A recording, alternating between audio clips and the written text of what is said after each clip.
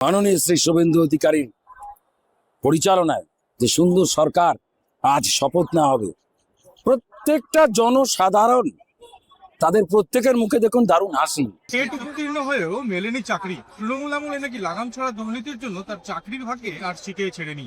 তাই নিজের শিল্প সত্তা মুখাভিনয়কে ধরেই বেছে নিয়েছিলেন বিজেপির হয়ে প্রচারের পথ।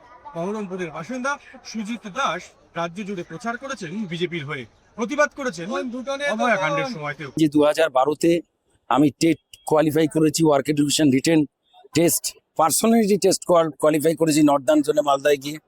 আমার র্যাঙ্ক হয়েছিল 339। আমার চাকরিটা, আমার মতন এরকম এখনো অনেকে 1200 প্রার্থী রয়েছে, চাকরি পাচ্ছে না।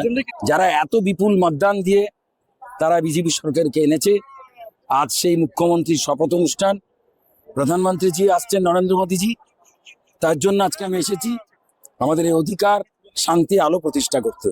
ফলো করুন আনন্দবাজার.com।